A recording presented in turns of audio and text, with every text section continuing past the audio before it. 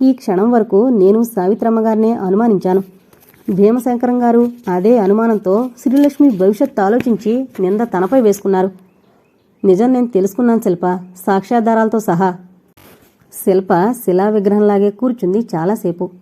వెళదాం పద, చీకటైంది అన్నాడు. నా జీవితంలో వెలుతురు మిగిలిందని నేను అనుకోవడం లేదు. నూతిలో నుండి వచ్చినట్టున్నాయి ఆ మాటలు. అతను చాచిన చెయ్యి అందుకుని లేచింది. ఇద్దరూ కారులో తిరుగుముఖం పట్టారు. తాజ్మహల్ హోటల్ దగ్గర ఆపి 2 గ్లాసుల్లో వేడి టీ తెచ్చాడు. ఓ గ్లాసులో చల్లని నీళ్లు తెచ్చాడు. ముఖం తుడుచుకో అన్నాడు. అతను చెప్పినట్టు చేసి టీ తాగాక కాస్త తలదిమ్ము తగ్గింది. శిల్ప, నాకు వాగ్దానం కావాలి. నా దగ్గర వాగ్దానాలు తప్ప ఇంకా ఏం మిగిలున్నాయి అడుగు అంది వచ్చే దుఃఖాన్ని దిగమింగుతూ. ఏ ఆగాయిత్యం చేయనని మాటి. రాజా ఇక తాళలేనట్టు వచ్చి అతని చేతుల్లో వాలిపోయింది. పొదివి పట్టుకుని ఆమెని హృదయానికి అపురూపంగా హత్తుకున్నాడు. ఆమె నీ తల్లి అని తెలుసు శిల్ప, కాని ఆమెకు బదులు ఒక నిర్దోషి దోషైతే నువ్వు సుఖంగా ఉండగలవా? ఆర్తిగా ఆప్యాయంగా నచ్చజెప్పాడు. అది కాదు రాజా, అది కాదు. మనం ఏం పాపం చేశామని ఇన్ని పరీక్షలు అంది వెక్కిపడుతూ. అదే జీవితం శిల్ప అన్నాడు. ఆమె ఏం మాట్లాడలేదు. ఆ రోజులొస్తే ఎంత బావుణ్ణు. తను రోజూ రాజా కోసం ఎదురు చూడడం, చిలిపి కయ్యాలు, తర్వాత క్షమాపణలు, తల్లికి తెలియకుండా రాజాకు తను తిండి దాచడం, అది వద్దని రాజా అభిమానపడ్డం, తను అలక సాగించడం అన్నీ గుర్తుకొచ్చాయి. శిల్ప, అందరూ మనవంకే వింతగా చూస్తున్నారు అని లేపి సరిగ్గా కూర్చోబెట్టాడు. రాజా, నేనెప్పుడూ కలల్లో జీవించలేదు, డబ్బు కావాలని ఆశపడలేదు. అమ్మ ఎందుకిలా చేసిందంటావు అంది ఆలోచనతో నుదురు రాసుకుంటూ. అదో మానసిక బలహీనత శిల్ప. హరిశ్చంద్ర మాకేం శత్రువు చెప్పు, మా అక్కను బ్లాక్మెయిల్ చేసి ఏడిపించాడు అన్నాడు అర్థం చేసుకో అన్నట్టు. ఆమెను ఇంటి దగ్గర దింపేశాడు. అతను కారు రివర్స్ చేసుకుని బొమ్మలా నిలబడ్డ శిల్పను చూసి వెనక్కొచ్చాడు. శిల్ప, నేను చెప్పింది గుర్తించుకో అని వెళ్ళిపోయాడు. లోపల వైపు నుండి గిరిజం వచ్చింది. ఏంటే, ఏమంటాడు? గుర్తించుకుంటాడేం? చెప్పనా? అతనంట శ్రీలక్ష్మిని వివాహం చేసుకుంటాడంట. నన్ను చేసుకోవాలంటే నువ్వు చేసిన అవమానం గుర్తుకొచ్చి బాధ పెడుతుందంట. అందుకని నేను అతన్ని ప్రేమించినందుకు నాకు ఛాన్స్ ఇస్తాడట. ఏంటట? ఆదుర్దాగా అడిగింది. ఆయనకు ఉంపుడు గత్తెలా పడుండాలట అంది కసిగా. ఏంటే, అంత మాట అన్నాడా? ఎందుకన్రు అని ఇంకా కఠినంగా మాట్లాడబోయి ఆమె దీనవదనం చూసి ఆగిపోయింది. తన తల్లేం చేసినా తన గురించే అనే భావన వచ్చేసరికి తల్లి మీద కసంతా ఎగిరిపోయింది. జాలి కలిగింది. అమ్మా, తల్లిని కౌగిలించుకుని బౌరుమంది. గిరిజమ్మ మరో రకంగా అర్థం చేసుకుంది. నువ్వుండమ్మా, అసలు సంగతి నేను తెలుస్తాను. అసలు వాడేమనుకుంటున్నాడు? తిండికి లేనాడు పెట్టి పోషించింది మర్చిపోయాడేమో. ఈ గిరిజమ్మ సంగతి తెలీదేమో. ఆమె ఆడపుల్లే గర్జించింది.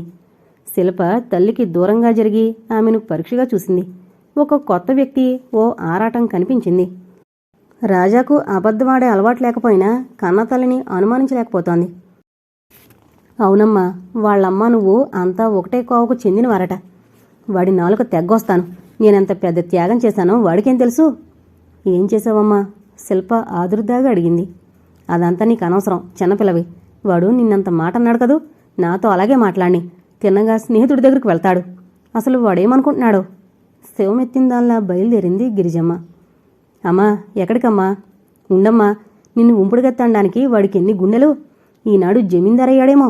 ఒక పూట తిండి కోసం నా ఇంట్లో పడిగాపులుగాచిన దినాలు మరిచిపోయాడా? దీన్నే నడమంత్రం సిరి అంటారు.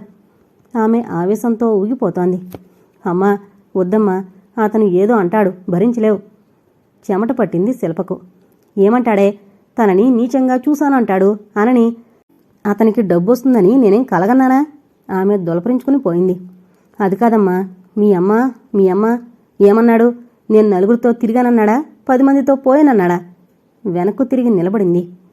అమర్బాబుకు విషమిచ్చింది నువ్వే అంటున్నాడమ్మా అంది. ఆవేశంతో ఊగిపోతున్న గిరిజమ్మ అచేతనంగా మాటలు రానట్టు నిలబడిపోయింది. శిల్ప అస్పష్టంగా గొణిగింది. ఆమె స్థితి దొంగతనం చేస్తూ పట్టుబడినట్టుంది.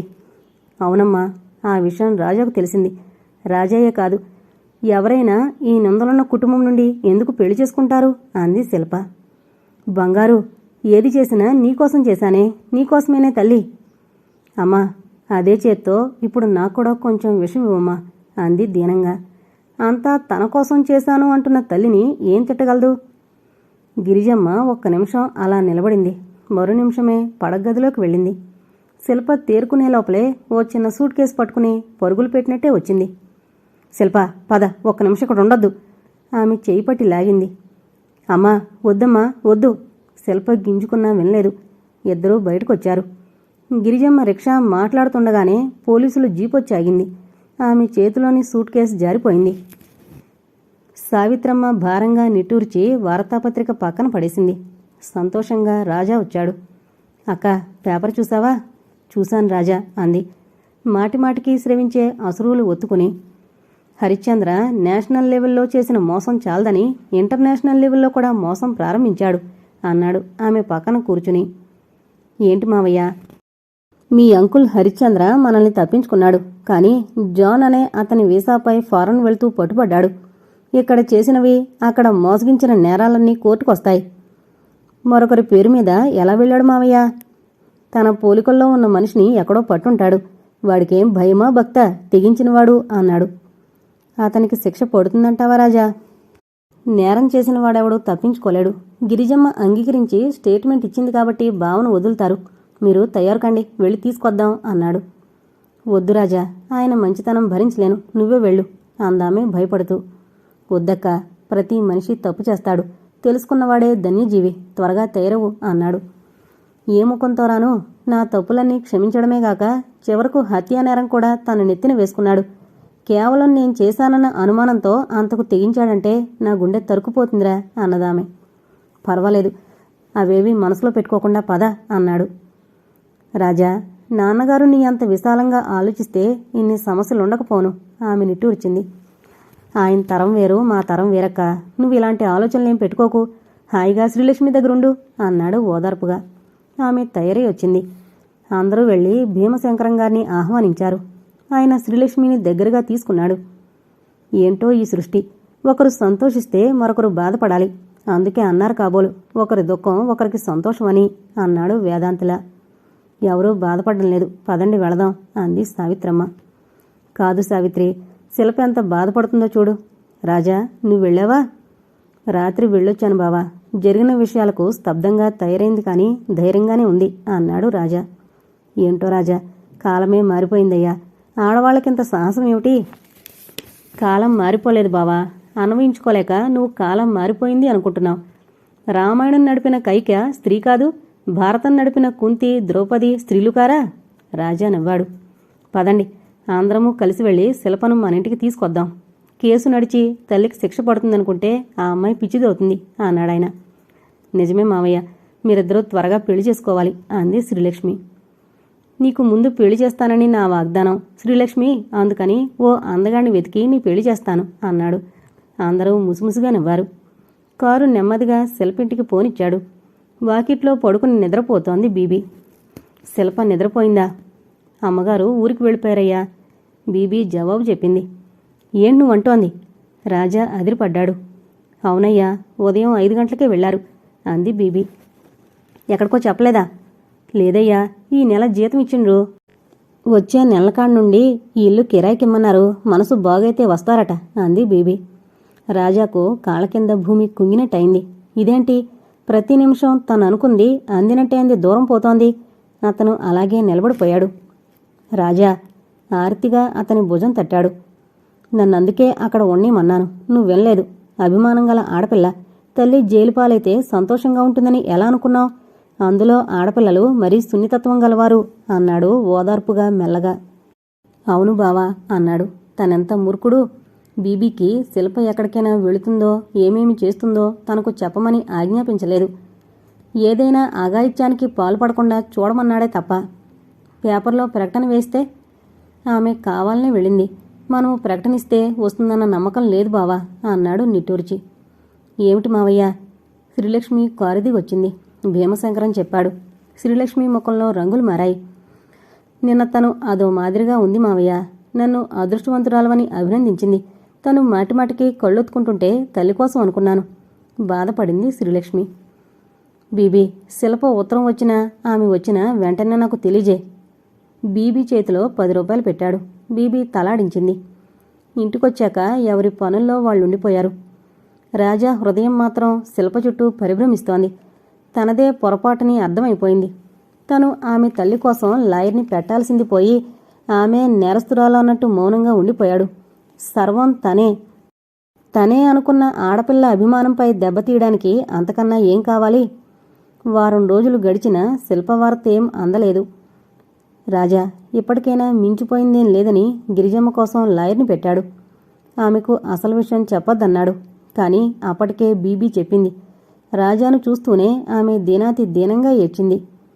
రాజా, నా తల్లి కోసం నేను చేసిన త్యాగం ఏట్లో పిసికిన చింతపండయింది. రాజా, నన్ను క్షమించు, నన్ను ఎన్నో విషయాల్లో క్షమించావు అంది వెక్కుతూ. మీరు నిశ్చింతగా ఉండండి.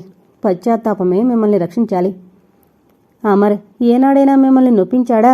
మీరంతా భక్తులే. ప్రతి నిమిషము దేవుడి పేరు ఎత్తుతారే, ఆ దేవుడికైనా భయపడవలసిన పనిలేదా?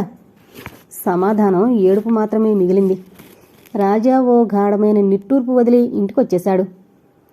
రాజా, షానాయ్ నర్సింగ్ హోం నుండి ఫోన్ వచ్చింది. కాఫీ తెచ్చిన సావిత్రమ్మ చెప్పింది. నాకేనా? నీకే. అర్జెంటుగా మాట్లాడాలట. ఎవరో పేషెంటు నిన్ను చూడాలంటోందా? ఏదైనా ఆగాయిత్యం చేయబోయి శిల్ప ఆసుపత్రిలో చేరలేదు కదా అనుకున్నాడు. కాఫీ గ్లాస్ పెట్టేసి కారు తీశాడు. ఏం కేసులో ఏం తిరుగుడో, ఒక్క నిమిషం తీరికేలేదు విసుక్కుందామే. చూడు సావిత్రి, వాడలా తిరుగుతున్నాడనే ధర్మరాజా మెమోరియల్ స్కూల్కు ఈనాడు ఎంత డిమాండో గర్వంగా కాలరెత్తాడు భీమశంకరం.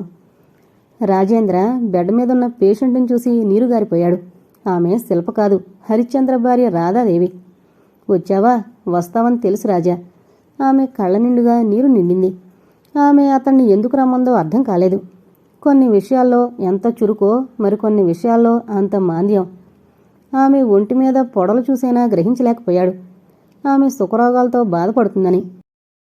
అందమైన స్త్రీలు అంత వికృతంగా మారతారని, మారగలరని ఊహించినైనా లేదు. కూర్చో రాజా, నాకెవ్వరూ లేరు. నీతో చెప్పి నా మనసులోని భారం తీర్చుకుంటాను అంది.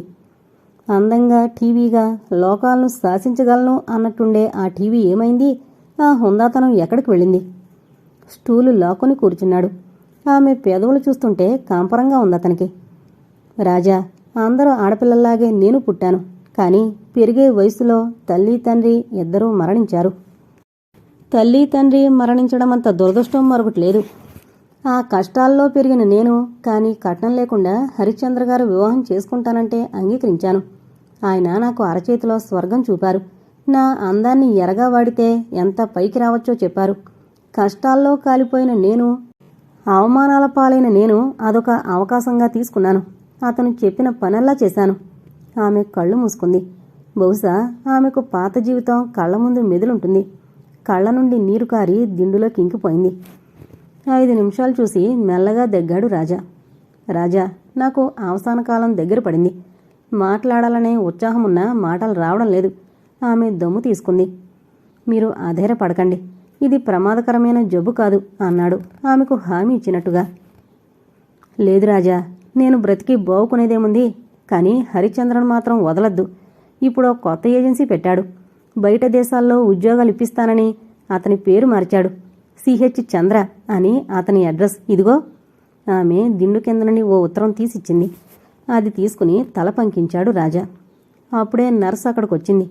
మందు తీసుకుని రాలేదు. రాధాదేవి గారు, మీకెలా చెబితే అర్థమవుతుందండి? డాక్టర్ గారు బిల్లు పే చేయమన్నారు, లేదా వేరే ఆసుపత్రిలో చేరమన్నారు. కావాలంటే గాంధీ ఆసుపత్రిలో చేరమన్నారు అన్నదామె. ఇంత మానవత్వం లేని మనుషులేమిటి అనబోయి తగ్గాడు రాజా. ఒకవేళ 4 కేసులు ఇలాంటివి తగిలితే ఇంకేముంది, వాళ్ళు దివాలా తీస్తారు. ఇదిగో, అప్పుడు 50 రూపాయలకు మా మేనమామ చేయించారు ఈ సూత్రాలు. అమ్మి ఎంతొస్తుందో మీ బిల్ తీసుకుని నాకు రిక్షా తెప్పించండి, నేను వెళ్ళిపోతాను అంది వణుకుతున్న చేతులతో సూత్రాలు తీసి పట్టుకుని. నర్సు ముఖంలో బాధ రెపరెపలాడింది. నా డ్యూటీ నేను చెయ్యాలి అన్నట్టున్నాయి ఆ చూపులు. రాజా బిల్లు తనకు పంపమని రాధాదేవిని జాగ్రత్తగా చూడమని ఆదేశించాడు.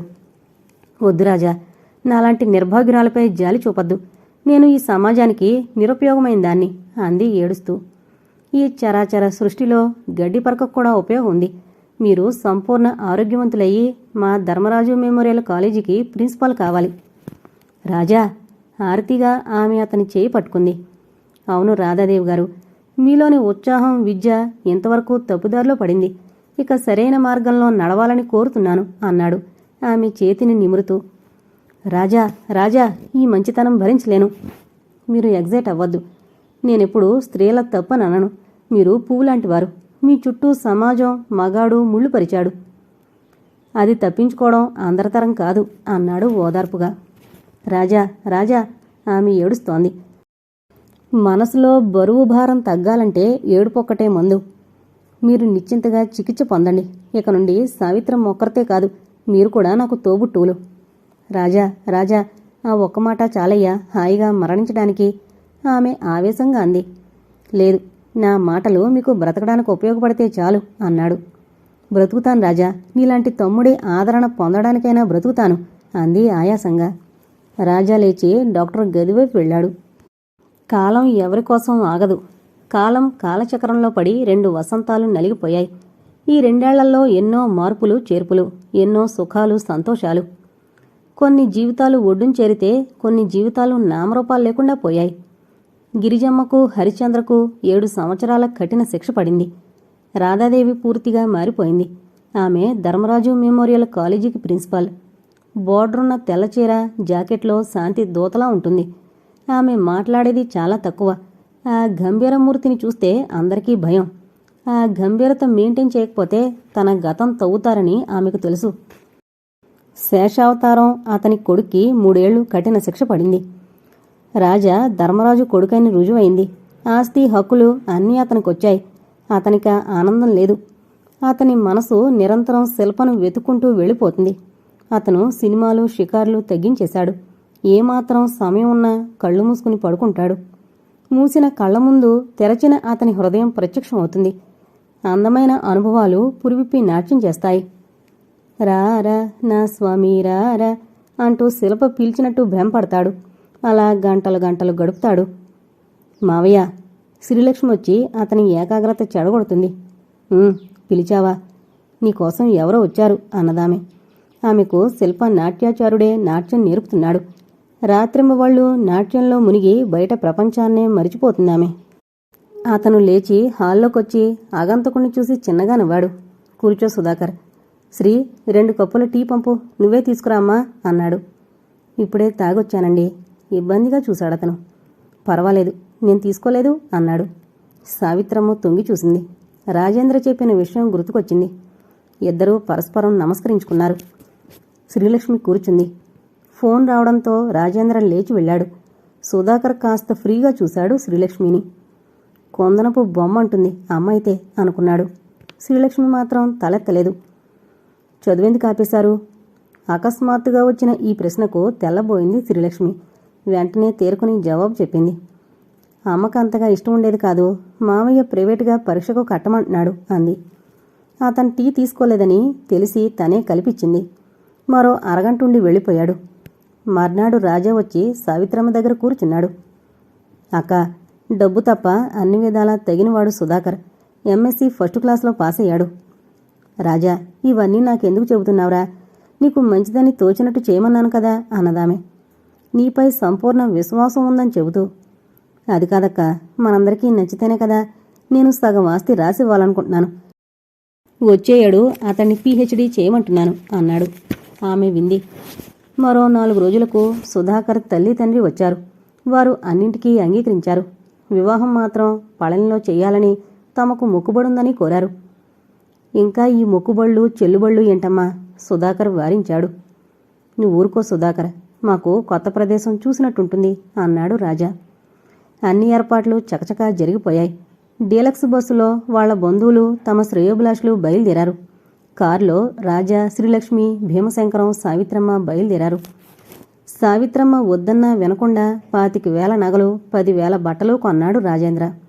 సుధాకర్ను వెంట తీసుకుని అతను వద్దు వద్దంటున్నా చాలా కొన్నాడు.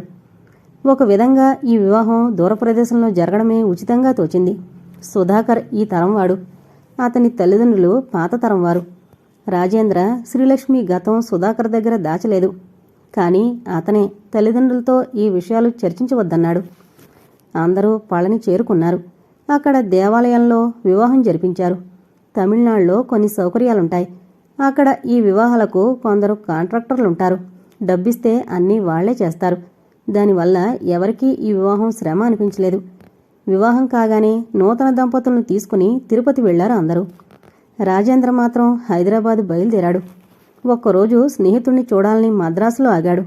అతను చాలా కాలం క్రితం రాజేంద్రతో కలిసి చదువుకున్నాడు. రాజేంద్ర ఎవరో తెలిసాక అభినందిస్తూ టెలిగ్రామ్ పంపాడు. అతన్ని చూడడం తన ధర్మం అనుకున్నాడు. ఆ రోజంతా చిన్ననాటి కబుర్లతో గడిపారు. అతను కస్టమ్స్ ఆఫీసర్గా పనిచేస్తున్నాడు. అతను పని ఉందని బయటకు వెళ్ళిపోయాడు. ఒంటరిగా ఉండలేక బయటకొచ్చి మెల్లగా నడుస్తూ ముందుకు వెళ్ళాడు. ఏ బజారో ఎటు వెళుతున్నాడో తెలియకుండా ముందుకు వెళ్ళాడు. ఒక దగ్గర గుడిగంటలు వినిపించేసరికి టక్కున ఆగిపోయాడు. దేవుడు ఆలయం గురించి ఎప్పుడూ తనకు శిల్పకు వాదం జరిగేది. నిజంగా దేవుడే తనకి శిక్ష విధించాడా? తనింత బలహీనుడైతే ఎలా? అతను గాఢంగా నిట్టూర్చాడు. కాని అతని కళ్ల ముందు మెరిసి మాయమైందో తటిల్లత. అతను పిలిచే లోపల వ్యాన్లో కూర్చోవడం, వ్యాన్ కదిలిపోవడం రెప్పపాటులో జరిగింది. ఆమె మరెవరో కాదు, శిల్ప. తన ప్రాణం, తన సర్వస్వం. సభ్యత, సంస్కారం మరిచి ఆ వ్యాన్ వెనక పరిగెత్తాడు. నెంబర్ నోట్ చేసుకోవాలనుకున్నాడు. కానీ లాభం లేదు. వ్యాన్ ఎటో తిరిగి మాయమైంది. అతను నిరాశగా తిరిగినా అతనిలో ఆశ చావలేదు. మళ్లీ గుడికొచ్చాడు. అర్చకుణ్ణి కలుసుకుని ఆ వచ్చిన వారెవరని అడిగాడు. కానీ దురదృష్టం ఏంటంటే అక్కడ అర్చకుడికి తెలుగు రాదు. రాజా అసహనంగా బయటకొచ్చి ఒక తెలుగు, తమిళం తెలిసిన వ్యక్తిని పట్టుకున్నాడు. అతను పూజారితో మాట్లాడాడు. అడ్రస్ అది తెలీదంట సార్, బడిపిల్లలంట అన్నాడు. దర్శనానికి వచ్చారంట, అంతే తెలుసు. ఈ మహాపట్నంలో ఆమెను వెతికి పట్టుకోవడం అసాధ్యం. అతనికి ఒక్కటే తృప్తి మిగిలింది. శిల్ప బ్రతికే ఉంది, క్షేమంగా ఉంది. తెల్లని బట్టల్లో శాంతిదూతల స్వచ్ఛతకు చిహ్నంగా ఎంతో అందంగా ఉంది. నిజంగా తన శిల్పేనా? అలాంటి మనిషి మరొకరుండకూడదు. అసంతృప్తిగా వెనుతిరిగాడు. అతని ఇంటికొచ్చేసరికి స్నేహితుడు కూడా అక్కడే ఉన్నాడు. యారా, కారుదిలి ఎక్కడికి వెళ్ళావు? రాజేంద్ర జరిగిందంతా చెప్పాడు. అరే, రేపే ఓ పేపర్ ప్రకటనిద్దాం అన్నాడు హుషారుగా. పేపర్ ప్రకటనిస్తే వచ్చేదైతే నా అడ్రస్ తెలీదా? నిట్టూర్చాడు. నేను రేపు ఉదయం వెళ్ళిపోతాన్రా అన్నాడు దిగులుగా. చూడు రాజా, జీవితం ఒక తీయని కళ. దాన్ని ఓ కన్య కోసం కలతగా మార్చుకోకు. ఇలాంటివి మన జీవితంలో జరుగుతుంటాయి అన్నాడు. అంతే మరి అన్నాడు నిర్లిప్తంగా. నువ్వు వెళ్ళి వివాహం చేసుకుని స్థిరపడు. నీకంటూ ఒకరుండాలి. ఇవన్నీ మధుర స్మృతులుగా హృదయంలో దాచుకోవాలి బ్రదర్ అన్నాడు భుజం తడుతూ. ప్రయత్నిస్తాను అన్నాడు ఎటో చూస్తూ. అతని హృదయంలో లేచే తరంగాల అలికిడి ఎవరికీ వినిపించదు. చిన్నక్క, ఈరోజు వార్తలు చదివేది నీవంతట. ఒక అమ్మాయి వచ్చి చెబితే చిన్నక్క లేచి ఆఫీస్ గదిలోకి వచ్చింది. అదొక చిన్న బడి. మద్రాసులో తెలుగు బళ్ళున్న కొత్తగా కడుతున్న కాలనీల్లో కావాలని అన్నానగర్లో తెలుగువారు ప్రారంభించారు. అది నడిపే వ్యక్తి అరవిందుని భక్తుడు. పాండిచ్చేరి వెళ్ళి వస్తుంటాడు. అతను ప్రారంభించి 5 ఏళ్లయింది. అప్పటికి 100 మంది పిల్లలున్నారు. అక్కడ పిల్లల బాగోగులు చూసుకునే 2 స్త్రీలున్నారు. వారిని చిన్నక్క, పెద్దక్క అంటారు. అక్కడ పిల్లల బడిలో ఉపాధ్యాయులు వేరే ఉన్నారు. పిల్లలు ప్రపంచ వార్తలు తెలుసుకోవాలని సంస్థాపకుని ఆశ. అందుకే రోజు చిన్నక్కో, పెద్దక్కో వార్తాపత్రికలను సమీక్షించి వార్తలు తయారు చేసి అసెంబ్లీలో చదువుతారు. చిన్నక్క ఆఫీస్కొచ్చి వార్తాపత్రికలు తీసుకుంది. ఒక ఫియట్ కారు వంగిపోయిన ఫోటో ఉంది. బ్లాకులో వేశారు వార్త. అది తిరిగి పడైపోయి అక్కడ పేరు చూసి ఆగిపోయింది. ఆమె గబగబా మ్యాటర్ చదివింది. జాగ్రత్తగా కారు నెంబర్ చూసింది. అది తనకు సుపరిచితమైన నెంబర్ 4-5. రాజా, ఆమె కుప్పలా కూలిపోయింది. ఆఫీసు ముందు ఊడుస్తున్న తంగమ్మ పరిగెత్తుకొచ్చి చిన్నక్కను పట్టుకుంది. ఆమె అరవంలో అందర్నీ పిలిచింది. వార్తాపత్రిక చదువుతూ పడిపోయిందని చెప్పారు. పెద్దక్క పరిగెత్తుకునొచ్చింది. ఆమె ముఖంపై నీళ్లు చిలకరించి ముఖం అద్దింది. ఏమైంది? సర్వనాశనమైందక్క, సర్వనాశనమైంది. వణుకుతున్న చేతులతో వార్తాపత్రిక తీసి పెద్దక్కకిచ్చింది. ఇంగ్లీషు పత్రికది. మద్రాసు మహానగరం దాటిన 2 మైళ్ల దూరంలో ఘోరమైన ప్రమాదం జరిగింది. హైదరాబాదుకు చెందిన పిల్ల జమీందార్ రాజేంద్ర తన మేనకోడలు శ్రీలక్ష్మి వివాహం చేసి పళని నుండి తిరిగొస్తుంటే తెల్లవారుజామున ఈ ప్రమాదం జరిగింది. వివాహం అయ్యాక బంధువులు, మిత్రులు తిరుపతి దేవస్థానం వెళ్లారు. అతనొక్కడు హైదరాబాద్ వెళుతూ ఈ ప్రమాదానికి లోనయ్యాడు. మద్రాసు వస్తున్న ఒక కారు యజమాని ఆ ప్రమాదం మద్రాసు పోలీసులకు తెలిపారు. అతను ఆసుపత్రిలో ప్రమాద స్థితిలో ఉన్నాడు. అడ్డంగా వచ్చిన ఒక ఆవును రక్షించబోయి ఈ యాక్సిడెంట్ చేశాడని దూరంగా వెళుతున్న బాటసారులు చెబుతున్నారు. అతనేనా నీ రాజా? అవునక్క అంది, మోకాళ్లపై తల పెట్టుకుని బోరుమని ఏడుస్తూ. చూడమ్మా, నాతో బండ్లో ఏమన్నావు? అతన్ని మరిచిపోయాను, పూర్తిగా స్థితప్రజ్ఞత సంపాదిస్తానని అనలేదు. కాదనడం లేదక్క, ఇప్పటికీ అదే మాట అంటాను. కానీ ప్రాణం కంటే ఎక్కువ ప్రేమించిన వ్యక్తి ప్రాణాపాయ స్థితిలో ఉంటే చూడడం ధర్మం కాదా? అది కాక ఈ ఊళ్ళో అతనికి ఎవరున్నారు? అనాథలా? మాట పూర్తి చేయలేకపోయింది. ఇక్కడ సేవా హృదయమే తప్ప మరేం ఉండరాదు. అనుభూతులకు అనుబంధాలకు దూరంగా ఉండాలి. స్నేహభావంతోనే ఒకసారి వెళ్ళి చూసొస్తానక్క అర్దింపుగా అంది. పెద్దక్క తలాడించింది. ఆమెకు శిల్ప బెంగళూరు ఎక్స్ప్రెస్లో కనిపించి దేశమంతా తిరిగి ఏదైనా ఆశ్రమంలో చేరతానంది. తను పనిచేస్తున్న సేవాశ్రమానికి తెచ్చింది.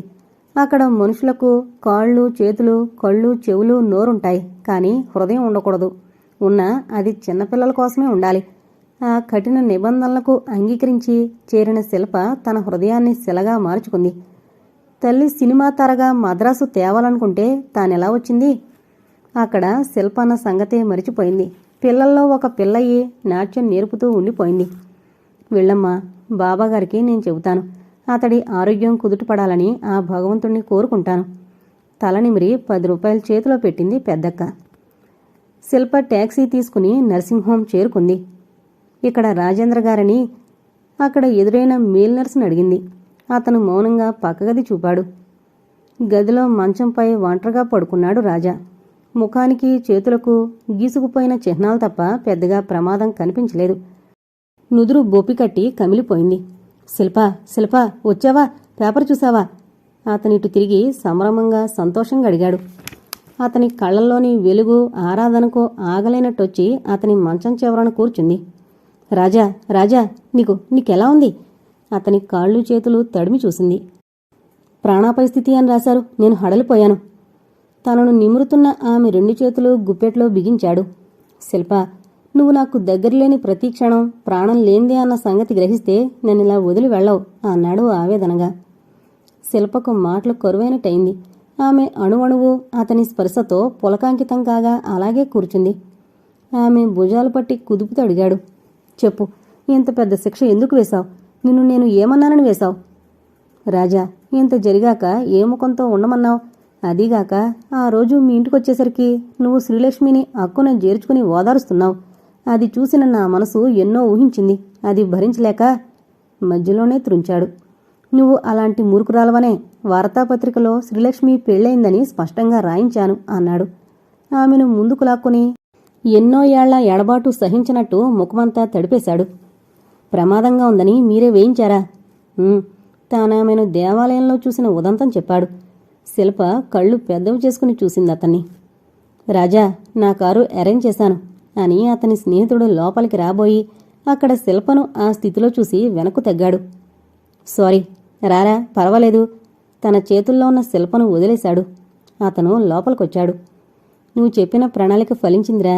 నాకు ప్రమాదంగా ఉందని చదివే వచ్చింది.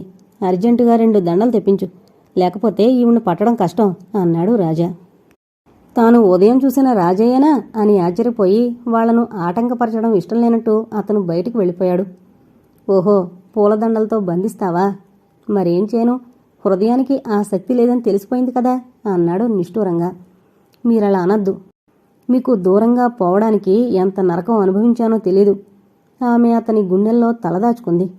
ఆమె తలపై తన గెడ్డవాంచి ఆమె తనూలతను చేతులతో చుట్టివేశాడు. ఇద్దరి హృదయాలు ఇన్నాళ్ల కబుర్లు ఇన్నేళ్ల ఊసులు చెప్పుకుంటున్నాయేమో. గదంతా నిశ్శబ్దంగా ఉంది. ఒకరి స్పర్శలో ఒకరు స్వాంతన పొందుతూ ఈ చుట్టూ ఉన్న లోకాన్ని కాలాన్ని మరిచిపోయారు. ఒక్క అంగుళం శిల్పను దూరంగా వదిలినా తనకు అందకుండా పోతుందేమోననే అతని భయం. ఈ ప్రపంచమంతా ప్రేమమయంగా తోచింది.